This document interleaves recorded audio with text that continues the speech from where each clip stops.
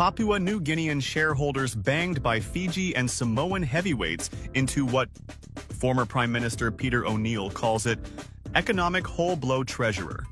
Now you are curious, but what is it? The richest black Christian nation on earth has been taken from the back. Now, listen to a few more slides and you will be surprised at something you never thought possible. You hear people say, PNG got political independence but not economic independence. What they mean is that PNG runs politics in the Parliament House, but do not make decisions in the boardrooms of corporations that manages billions of dollars in the commerce and industry space that creates wealth for its shareholders. In saying corporations, what do we mean? Well, these are huge businesses that generate billions of revenue. That when it declared its profits and net gains and assets, those values are redistributed in monetary terms to the shareholders. Then, what are some of the significant big companies in Papua New Guinea? Well, they are the companies that are listed on the PNG Stock Exchange, namely New Britain Palm Oil, Inter Oil, Steamship Trading, City Pharmacy Limited, Newcrest Mining, Kina Bank, Bank South Pacific, etc. Amongst those listed, one of them is more important than all other corporations, not merely by the financial value it generates, but its role in the economic system of Papua New Guinea. The company is BSP, or the Bank South Pacific. Banks like this in every other countries are called SIFI, or Systematically Important Financial Institution.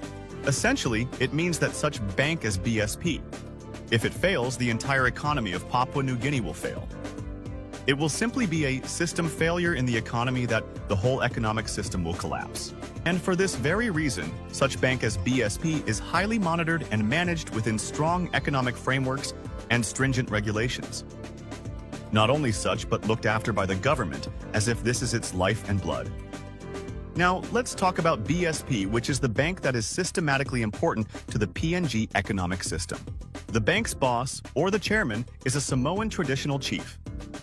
It is not the Prime Minister of PNG that you voted him to power, okay?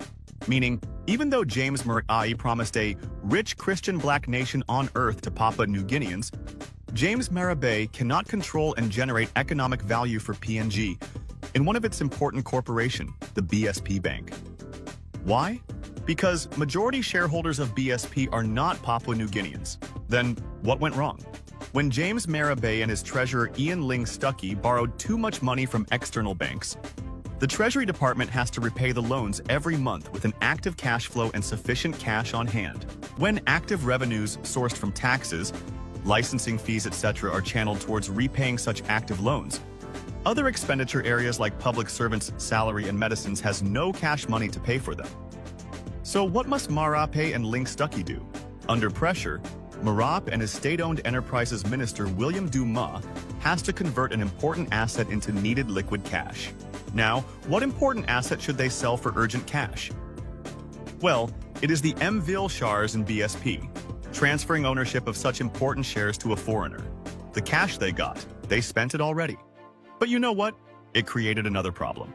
It continued to sink PNG into what Peter O'Neill called it, an economic hole or whole-blow treasurer.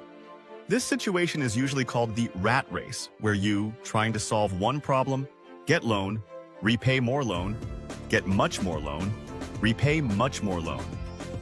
You cannot do anything but sell more assets like the BSP shares, then ended up digging deeper and deeper into a vicious cycle.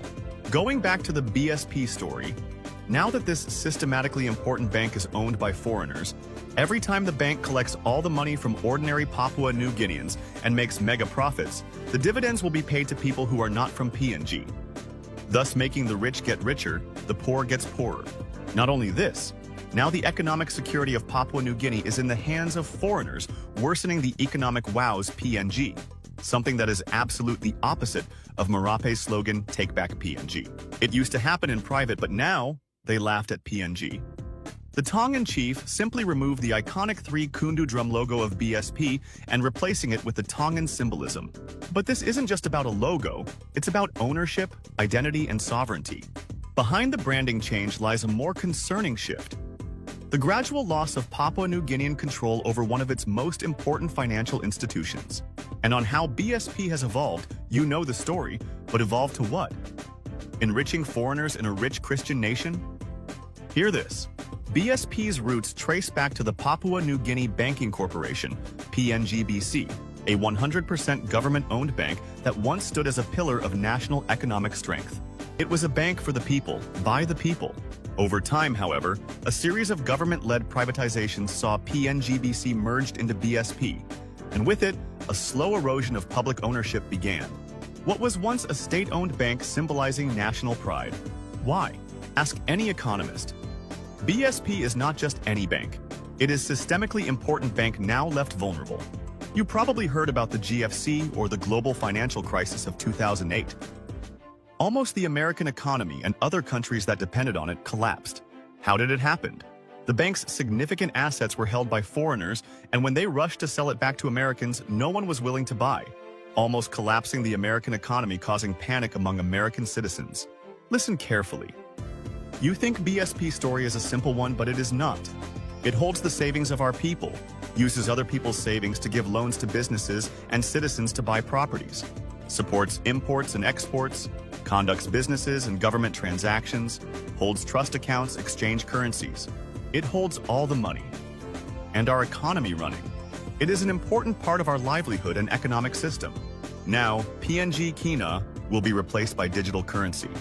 We did a separate video on this and it is on our channel, so check it out. When this happens, your money will be sitting in the bank. You will be carrying only the digital code on your phones. But now, you do not own the bank, so who is looking after your wealth? Not only your money, but your land, house, and car mortgage securities. Think about it. In any country, such an institution would be fiercely protected by the state. In our case, the government failed to do so. Instead of managing its fiscal affairs prudently, the government of Papua New Guinea let go of its stake in BSP. That sale was a move that puts the nation at risk of losing influence over decisions affecting the economy, interest rates, lending practices, and national financial stability. On Post Courier, the Tongan chief, who is also BSP chairman, Robert Bradsaw, in changing the logo, sugarcoated by saying, "The bank is Papua New Guinean owned, and we are taking over the Pacific." Is he telling the truth? Big fat lie. The bank is now majority Fijians and Tongans owned that now showcase their culture on the logo. The change of BSP's logo may seem cosmetic to some, but symbols matter, especially when they reflect the identity of a nation. Usually such decision is made by the board. The board represents shareholders. The controlling shareholders are usually the majority shareholders. Because patriotic Papua New Guineans are not sitting in the boardroom for lack of majority shareholding, this kind or decision that undermines the identity of PNG can easily be made by a simple vote-taking. The former 3 Kundu drums were not just a design choice. They represented unity, culture, and ownership by the people of Papua New Guinea. This is more than a branding exercise. It's a signal of shifting economic power balance. When leadership decisions are no longer grounded in local interests, but are instead influenced by offshore shareholders, the people of Papua New Guinea lose their voice in one of their most vital institutions. Look at Kina Bank, which remains locally owned and focused on supporting the development goals of Papua New Guinea. This is proof that a well-managed, nationally grounded financial institution can thrive without compromising its identity or sovereignty. If anything, the situation with BSP should be a rallying call to support and strengthen banks like Kina. The privatization of PNGBC and the gradual loss of BSP to foreign control serve as a strong reminder of the consequences of poor governance, overborrowing, and short-term thinking. We are not just selling shares, we are selling sovereignty, influence, and future security. Thank you for following through. This shows you are a keen learner of what is happening in our country. The more you learn, the better informed person you become, ultimately making appropriate decisions in life. Like, subscribe, and comment if any, and let us explore more content that adds value to our knowledge.